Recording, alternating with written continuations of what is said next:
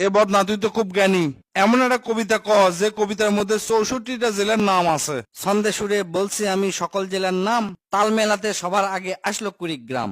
প্রধান জেলা ঢাকা থেকে একটুখানি দূর, এক জেলার নাম নরসিংদী, আরেকটা গাজীপুর। জয়পুরহাট ও লালমনিরহাট দুইটা জেলার নাম, রাজশাহীর নাম উজ্জ্বল করছে মিষ্টি স্বাদের আম। পাহাড় ঘেরা বান্দরবন ও সিলেট খাগড়াছড়ি, ময়মনসিংহের কিশোরগঞ্জে এই লেখকের বাড়ি। নেত্রকোনা সুনামগঞ্জে আছে ধানের মাঠ, সুন্দরবনের কাছে আছে খুলনা বাগের হাট। ভোলা এবং বরিশালে আছে অনেক নদী, পাবনায় আছে পাগলা গারদ, বগুড়ায় আছে দধি। পাশাপাশি দুইটা জেলা টাঙ্গাইল জামালপুর, আরো দুইটা জেলা হলো কুষ্টিয়া যশোর। মনের মতো একটা জেলার নাম তার মাগুরা।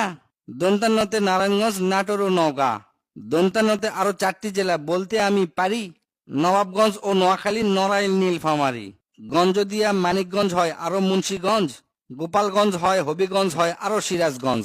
চাপাই নবাবগঞ্জ কিন্তু গঞ্জ দিয়া ভাই, এদের ছাড়া বাংলাদেশে আর কোনো গঞ্জ নাই। রংপুর আর রাঙ্গামাটির নামটা রঙে রাঙা, নামের জন্য আরো সুন্দর চাঁদপুর চুয়াডাঙ্গা। কক্সবাজার নামের জেলা আছে সাগরও পারে, পঞ্চগড়টা পড়ছে বন্ধু দেশের এক কিনারে। ফেনী জেলার নামটা মাত্র 2টা অক্ষর দিয়া, সবচেয়ে বেশি অক্ষর লাগে লিখতে ব্রাহ্মণবাড়িয়া। 6টা অক্ষর লিখতে লাগে মৌলভী বাজার, এদিক থেকে শরীয়তপুর সমান তাহার। শেষের দিকে এসে দেখি বসছে পুরের মেলা, নামের শেষে পুর লাগানো অনেকগুলো জেলা।